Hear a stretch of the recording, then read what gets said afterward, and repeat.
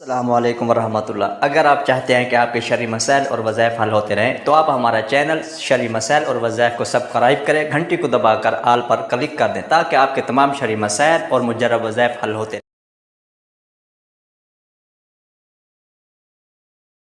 رہیں۔ اللہم صلی علی سیدنا و مولانا محمد وبارک وسلم وصلی علیہ۔ اعوذ باللہ من الشیطان الرجیم، بسم اللہ الرحمن الرحیم۔ کیف تکفرون باللہ وکنتم امواتا فاحیاکم، صدق اللہ العظیم۔ اللہ تعالیٰ یہاں فرما رہے ہیں کیف تکفرون باللہ، کہ کیسے تم انکار کرتے ہو اللہ تعالیٰ کا، وکنتم امواتا فاحیاکم، حالانکہ تم مردہ تھے، فاحیاکم، پھر اللہ نے تمہیں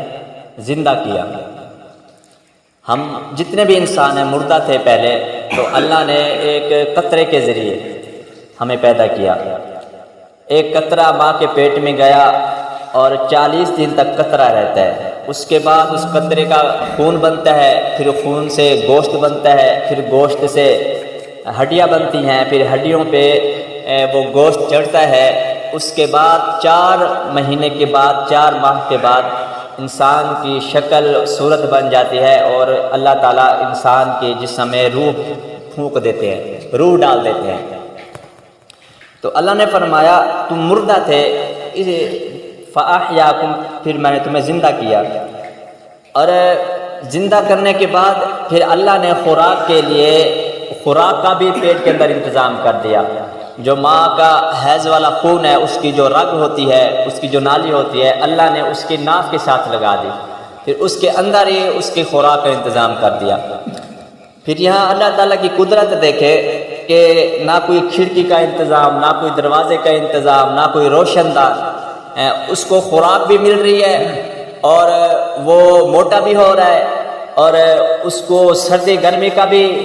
کوئی اس کو احساس نہیں، کہ جیسے ہم دنیا میں اگر گرمیوں میں بیٹھے ہوتے ہیں کمرے میں، دروازے بند کر دیے جائیں اور کھڑکیاں بند کر دیے جائیں، روشن دان بند کر دیے جائیں، تو کیسے ہمارا سانس گھٹنے لگتا ہے۔ لیکن وہ ہے کہ کوئی کھڑکی کا انتظام نہیں، کوئی روشن دان کا انتظام نہیں، کوئی دروازے نہیں لگے ہوئے، اس کے باوجود وہاں وہ اس کی پرورش بھی ہو رہی ہے، وہ زندہ بھی ہے اور وہ موٹا بھی ہو رہا ہے، اور 4 ماہ کے بعد پھر وہ حرکت بھی کرنے لگتا ہے، ہاتھ مارنے لگتا ہے، پاؤں مارنے لگتا ہے۔ تو ماں کو معلوم ہو جاتا ہے کہ جو بچہ ہے وہ اندر اچھل کود کر رہا ہے۔ تو کیا فرمایا، امواتن، تم مردہ تھے، فاحیاکم، پس میں نے تم کو زندہ کیا، ثم یمیتکم، پھر تم کو ماروں گا، ثم یحییکم، پھر تم کو زندہ کروں گا۔ یہ جو ہے مرنے کے بعد یحییکم، اللہ تعالیٰ نے فرمایا ہے کہ پھر تم کو زندہ کروں گا۔ امام رازی رحمۃ اللہ علیہ نے فرمایا ہے کہ اس سے مراد قبر والی زندگی ہے، کہ قبر میں جب انسان جاتا ہے، ہم دفن کر دیتے ہیں، اس کے بعد دوبارہ اس کے اندر روح جو ہے نا لوٹ آتی ہے، اللہ تعالیٰ دوبارہ روح لٹا دیتے ہیں، کہ آتا ہے کہ تعاد روحہ فی جسدہ، جب انسان قبر کے اندر جاتا ہے تو اس کے جسم میں اللہ تعالیٰ روح لٹا دیتے ہیں۔ تو جسم کے اندر جب روح جاتی ہے تو فرشتے پہنچتے ہیں، وہاں پہ سوال و جواب ہوتا ہے، فرشتے سوال کرتے ہیں، من ربو کا، من نبیو کا، ما دینو کا، تو پھر وہ اس کے جواب دیتا ہے۔ بہرحال اس سے مراد قبر کی زندگی ہے۔ اب یہ قبر کون سی ہے؟ قبر بھی یہی جو ہمارے پاس ہم قبر بناتے ہیں یہی ہے، کوئی اور قبر نہیں ہے۔ بعض حضرات کہتے ہیں کہ یہ جو اس قبر سے مراد برزخ میں ہے جو ہے وہ قبر ہے، برزخ والی قبر نہیں، یہ دنیا والی قبر ہے۔ اس کی دلیل کیا ہے کہ ایک مرتبہ آپ صلی اللہ علیہ وسلم اور صحابہ کرام، پہلے بھی میں نے یہ حدیث سنائی تھی، کہیں جا رہے تھے تو راستے میں قبرستان آ گیا۔ قبرستان آیا تو آپ صلی اللہ علیہ وسلم نے دیکھا کہ 2 قبر والوں کو عذاب ہو رہا ہے، ایک کو چغل خوری کی وجہ سے اور دوسرے کو اس وجہ سے عذاب ہو رہا تھا کہ وہ پیشاب کی چھینٹوں سے نہیں بچتا تھا، کپڑوں کو نہیں بچاتا تھا، اس وجہ سے اس کو عذاب ہو رہا تھا۔ تو آپ صلی اللہ علیہ وسلم نے ایک سبز لاٹھی منگوائی، اس کے 2 ٹکڑے کیے، ایک اس قبر پہ رکھ دیے اور ایک اس قبر پہ رکھ دیے۔ اگر کوئی اور قبر ہوتی، برزخ میں ہوتی، تو حضور صلی اللہ علیہ وسلم یہ عمل نہ کرتے۔ تو جو حضور صلی اللہ علیہ وسلم یہ لاٹھیاں رکھ رہے ہیں، سب لکڑی رکھ رہے ہیں، تو اسی قبر پہ رکھ رہے ہیں، تو اسی قبر میں عذاب بھی ہوتا ہے اور راحت بھی ملتی ہے۔ تو اس سے بعض حضرات یہ کہتے ہیں کہ یہ جو لاٹھی آپ صلی اللہ علیہ وسلم نے رکھی ہے یہ اس وجہ سے رکھی ہے کیونکہ جو سبز لکڑی ہوتی ہے یہ اللہ تعالیٰ کا ذکر کرتی ہے، تو جب وہ سبز لاٹھی ذکر کرتی رہے گی تو یہ جو قبر والا ہے اس سے عذاب ہٹ جائے گا۔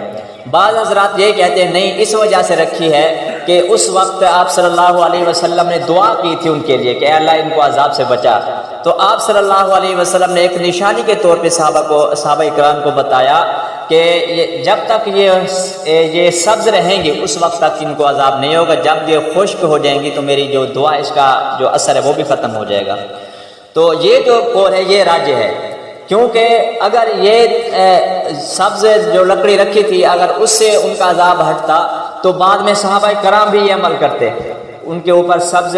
جو کوئی لکڑی رکھ دیتے یا سبز لاٹھی یا چھڑیاں وغیرہ کوئی سبز پتے ڈال دیتے، لیکن صحابہ کرام سے بعد میں یہ عمل نہیں ملتا۔ کسی صحابہ کرام میں سے نہ کسی نے